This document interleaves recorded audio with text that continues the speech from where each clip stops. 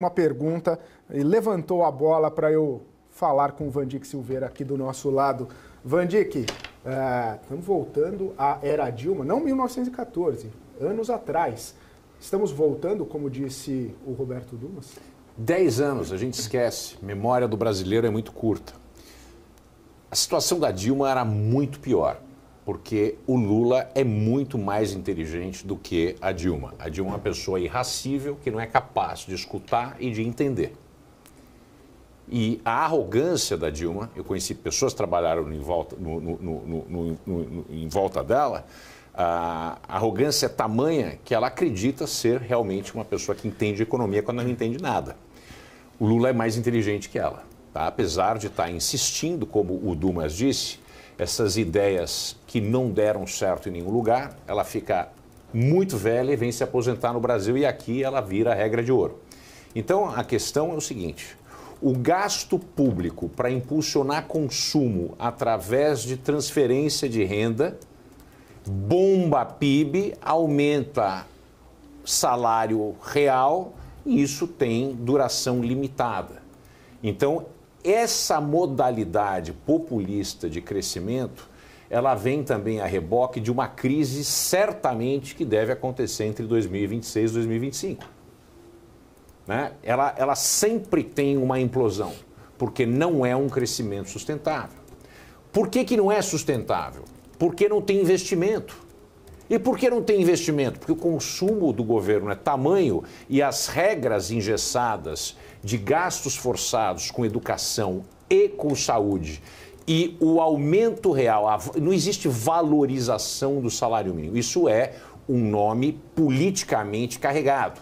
O que existe é transferência direta do dono de capital, do sujeito que tem empresa, para o funcionário, porque salário só pode ser aumentado através de ganhos reais de produtividade. Como não existe esses ganhos reais de produtividade, a gente não pode fazer isso. Então a gente criou um modelo em que a gente passa dinheiro para o aposentado não contribui em cima da pensão, o que faz? Ele recebe um ganho real. Todo funcionalismo público é corrigido pelo salário mínimo. Aí nós temos a questão gritante que demanda atenção urgente, que é a Previdência. A Previdência não tem mais condição de continuar como está. E o pior de todos, o BCP.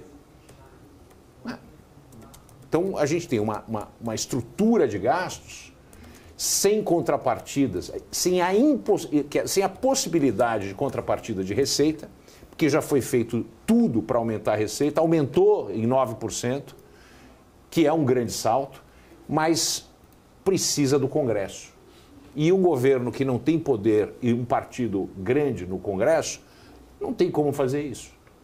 Então esquece, a única maneira de resolver a questão fiscal é através de corte de gasto. Se não houver um processo sério de produção de superávit fiscal acima de 2% do PIB pelos próximos 10 anos, seja lá qual for o governo, nós temos uma embicagem, né? Vamos embicar para baixo e a gente vai ter um problema cada vez mais sério da dívida. A dívida ainda não é um problema gigantesco hoje, né? Porque a relação dívida-PIB, se a gente olhar a contabilização, né, como é feito pelo Banco Central, é 76%, se for com FMI é 86%, tá certo? Inclui os outros itens ali.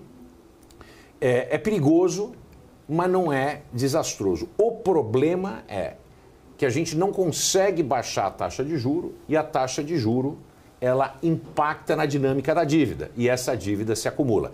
E ela não se acumula porque banqueiro é mau. A dívida se acumula porque o governo é perdulário e irresponsável. E o que acontece? Os rentistas, como muitas pessoas falaram, né, os famosos rentistas que derivam o ódio da esquerda, somos todos nós. Todos nós. Se você paga a Previdência compra título público.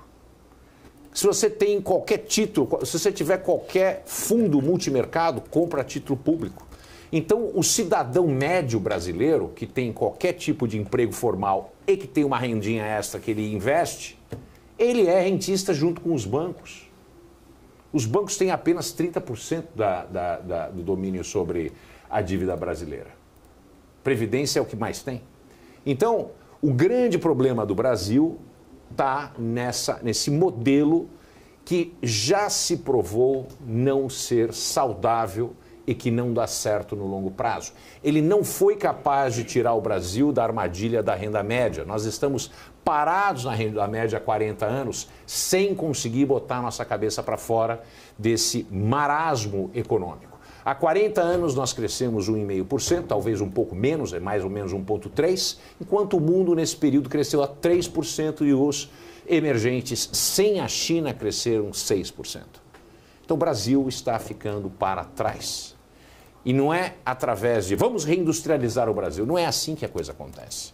Existe a necessidade de um plano de país, a gente tem que entender que esse plano transcende mandato de político e a gente tem que fazer um foco principalmente na sanidade das contas públicas. A sanidade das contas públicas abre espaço de investimento, que é o que mais falta aqui. E dessa maneira você, investindo, saneando as contas públicas, você convida, você traz para dentro o mercado privado que vai investir. Maravilha, Vandic. Sempre muito bom o papo. Muito obrigada. Obrigado. Até semana que vem. Prazer, até mais. Até mais. Tchau. Grande Vandic Silveira, trazendo informações, pontos importantes. Último giro, rapidinho. Maurílio Goldner.